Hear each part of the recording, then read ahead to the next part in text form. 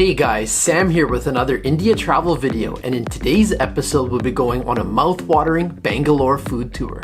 After saying farewell to Amritsar, David and I hopped on an overnight flight and traveled down to Bangalore. I managed to get a few hours of sleep on the plane, and the following morning it was time to hit the ground running. Here we met up with Aneshwara, who kindly offered to show us some of the best places to eat in Bangalore. Oh my gosh, look at that chutney. Together we explored the Gandhi fruit and flower market, had vada and dosas for breakfast, wandered around Bangalore Fort and the Tipu Sultan Summer Palace, and feasted on some incredible biryani and curry served on a banana leaf. It was a fun first day in the city, exploring some of Bangalore's top attractions and sampling some of the local cuisine. Now let's dive right into our Bangalore food tour. Good morning guys. Greetings from Bengaluru, India. I'm joined with my good friend Aneshwara. Yeah. And we're going to be having a delicious South Indian breakfast this morning. Yeah, so this place has been around for like approximately 70 years. You get dosas, idlis, everything that's, the typical South Indian breakfast, and also the Karnataka filter coffee. Oh that's my something gosh. you can't miss. I love dosas and idlis, and you know what? I need a coffee. We've been here for a while.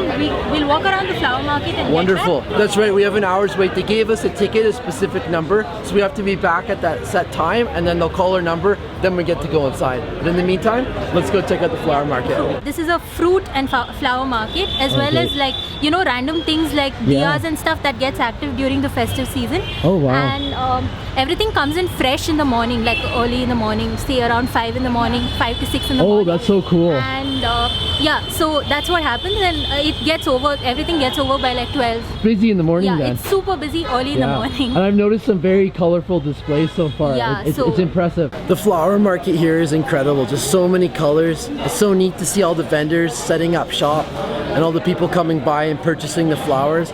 And also, it's great to be visiting when it's busy but not crazy. We visited the other market in Hyderabad during Diwali, and we didn't even have so much as an inch to get around. Here, it's busy but not crazy busy, so I'm able to comfortably walk around and kind of take it all in.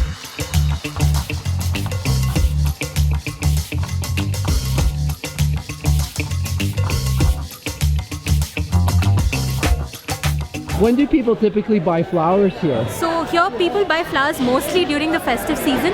There are people who buy flowers like every day for, like worship and all that. Yeah. Also for weddings, we have this ritual where people put garlands around each other. So yeah, that's when people buy flowers. So over here, this lady is making a garland that looks just like that. Oh, that's used for weddings. Yeah, that's the one I was telling you about. That's what people put around each other for weddings. Oh, it looks beautiful. This is literally the biggest line I've ever seen to go into a restaurant. I'm going to pop the camera up for you so you can just see how big it is. Check out this. That is the line to get in.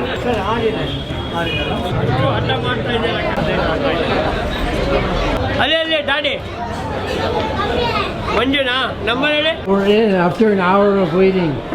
That is incredible. I don't think I've ever been more excited to sit down for food. Oh my god. So excited we made it here. I know. That was a long wait, right? Hi, I'm Arun Nadika. Vidyarthi Bhavan was started way back in 1943. Okay. Started as a small students' eatery Yes. to the students who were studying nearby.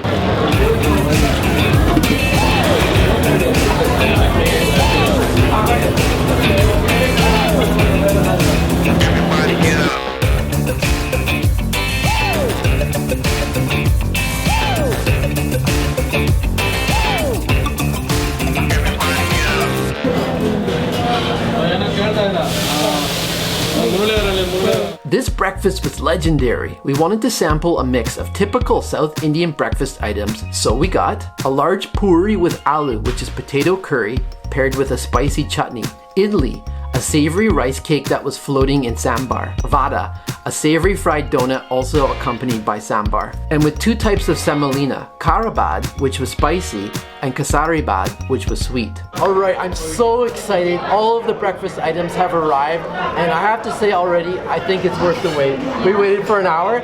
I think it's worth the wait. So just gonna grab a piece of the puri. Oh my gosh, that's one thing that we've been having a lot on this trip to India. We've been eating a lot of puri. It's been delicious. So I'm gonna put a little bit of the potato mash on here. and dip it into the. And she dip it into the chutney as well? Wow. Oh my god. So good. So tasty. It's a little bit spicier than I expected. And is this where we get the spice from? Yeah. From the chutney? Yeah. So that's made with coconut, green chilies, and coriander. So this one has been soaking in the sambal sauce. Yeah. So I've got a lot of the sambal. So dunk it into the. Dunk it into the chutney. Oh, that's gonna be awesome. Oh my gosh, I've never had this so saturated before. Yeah. It actually tastes more like sauce than anything else. Basically has a sponge-like consistency. It absorbs all of the sauces. Any sauce you throw at it, it absorbs completely. So moving on, we have the vada. And the neat thing about the vada is basically a crispy, savory donut. Yeah, Right? it's batter that's deep fried, and then you have it with the sambar and the Okay, and so, oh wow, it's piping hot. It's hot in the hand. Swimming in there, swimming in there. What about the chutney? That's nice. This is khara bhat. Khara which bhat? means spicy or savory. Spicy, okay. Let's have a bite. Oh, that's nice. Is it spicy for you? A little bit, but not as spicy as the chutney. The chutney's number one. Okay, and moving on, this is kind of the sweeter one? Yeah, that's the sweeter version of the same thing. The same thing. Yeah. And it has a polenta-like consistency. Oh, I really like the sweet one. Yeah? I have to admit, I like the sweet one. Because we've been having a lot of savory dishes, and I still have the dosa to come. Yeah. Whoa. That chutney. Oh my gosh, look at that chutney. Then it was time for the main event, dosas. This dosa was thicker from other ones I've tried before, and it reminded me of a fluffy pancake. It was very crispy and golden on the outside, but soft and spongy in the interior. It was stuffed with the potato mash, and there was lots of chutney and sambar for dipping. Dip it into chutney. Into the chutney? No, wait, there's more. Oh, there's more. Dip it into sambar. So there's a lot to do here. Into the sambal. Oh my gosh. This is so good. Best dosa, hands down. Ever? Ever. I've never had anything quite like this, where it's that crispy on the outside, Yeah. spongy in the middle, absorbs the wonderful chutneys. Of course, you have the spicy coconut one, you have the sambal. That's a game-changing dosa. Game-changing dosa. Are you going to come back for more? Yeah, I'll stand in line again for an hour. I do that. This is the typical filter coffee which you get famously in Karnataka. So it comes in this sort of cup and a glass. So you pour it in here and then you drink it bit by bit. So you see how there's a lot of froth, so they pour it back and forth to create that froth. You can cool it down in your cup little by little and then take a sip. That's how it works. Go higher, go higher. Dude. Nice. Wow. Nice. Oh, this coffee is delicious. Yeah, right? This is like the best coffee in India. I actually haven't had any coffee in India, so, So it has to be the best. It's the best. It's better than chai. We needed to walk off that massive South Indian breakfast, so after that feast of a meal, we made our way to Bangalore Fort. So this is the Bangalore Fort. It was built in like around the 1537 and it was built by Kempe Gowda, who is the founder of Bangalore. So initially it was built as a mud fort and now it's become stone. They've made it into stone later and only a small part of the fort actually remains now. This is the part that we're going to go explore today. Today the fort's Delhi Gate and the two bastions are all that really remains of the fort, so it is small but still very interesting to visit. One of the great things about the fort is that it's a free attraction. Typically when we've traveled through India and gone to visit major sites, we're usually looking at paying roughly 300 rupees or maybe more, but this one is absolutely free. My favorite thing about the fort so far is just how impressive the walls are and the doors. It's like everywhere you look, there's something unique and different about this place. It's been a great experience so far, and it hasn't been too crowded either. There's just a few people out here visiting. Chai? Chai? Chai before lunch. But Chai. definitely check out these two attractions. They're must visits and they're really close to each other. I mean, they're 5-minute walk from each other. And then you can get some chai, and then you can have some chai. And then you got some more chai. And then maybe lunch.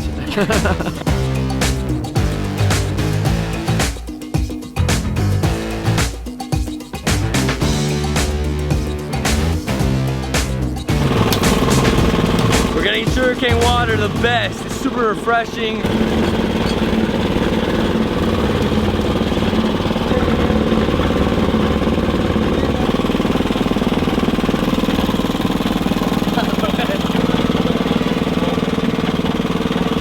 It is getting some kind of fiercely hot here in Bengaluru. And what better way to cool off than with some sugarcane juice.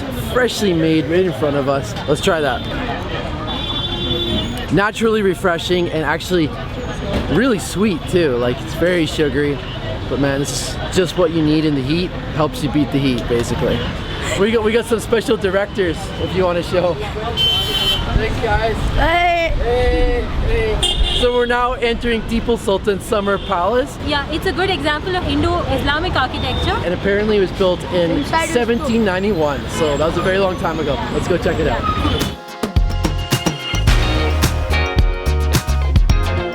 This palace was the summer residence of Tipu Sultan, and it's an impressive structure built entirely of teak and adorned with pillars, arches, and balconies. It's super close to the fort and definitely worth visiting if you're traveling in Bangalore.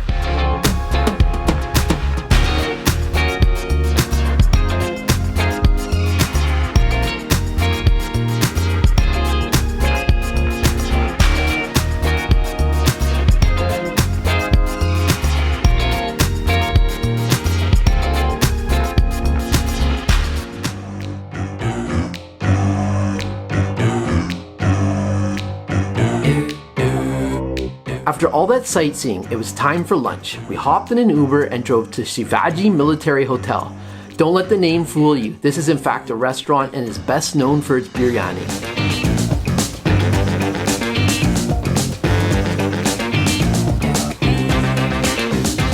Okay, so we've entered into the restaurant and it's packed. It's a Saturday. It's a very popular place. And instead of waiting in a queue, you basically stand by a table that you think is going to be finishing soon. And then you jump in strategically. So as soon as one person gets up, you attack the chair. There's no time to... Not a second to waste. Yeah, so do what he's doing. Okay. Reserve your seat in advance.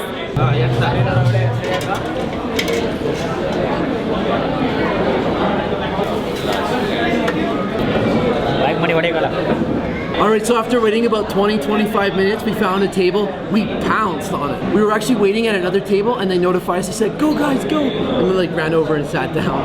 Anyways, we've got our banana leaves here and what we're going to be doing is cleaning them. So we just pour a little bit on a bit of water on our hands and I just go like this on the banana leaf. And what this does is it cleans the leaf.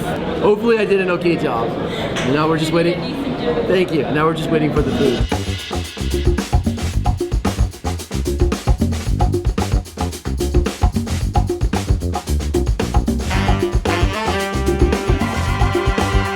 So before we start eating, let me give you a tour of everything that was served on the banana leaf. We had a nice mix of biryani as well as different curries, all varying in their level of spice.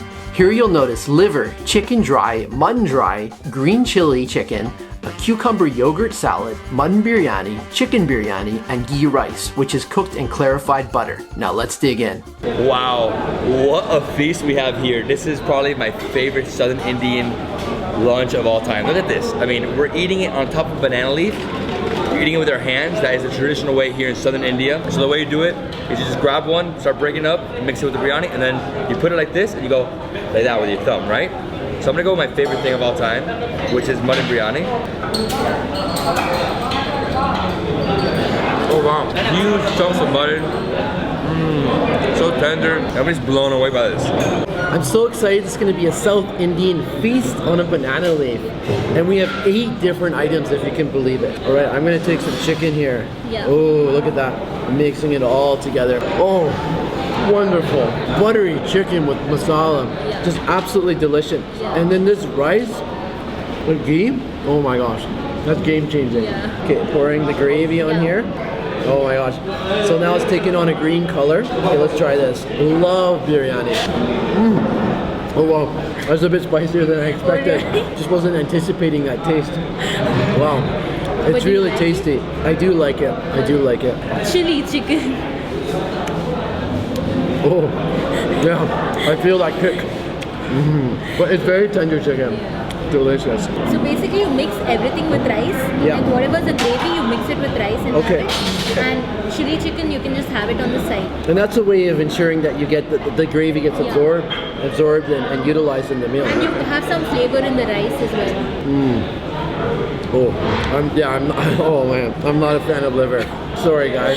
Oh, that'll be my last bite of that. I do like the other ones. The chicken has been delicious so far. This is just a wonderful meal. And with all this variety, it's like you don't even know which one to go for. They're all so tasty. You're just like, do I go here? Do I go there? Do I cool down a bit? Which I'm gonna do. Okay guys, so if you enjoyed this video, please give it a thumbs up. Subscribe to our channel, Samuel and Audrey, to David's channel. David's been here. And can you please tell us about what you're doing? Yeah, so I have a travel account on Instagram as well. Okay. And you can follow me on there, all of you. You've been showing me your pictures and I Yeah, love yeah. them. Off the beaten track travel. Yeah, in Gotta love India. it. In India, of course. Incredible India. Yeah. Okay, so we'll see you guys soon with another episode.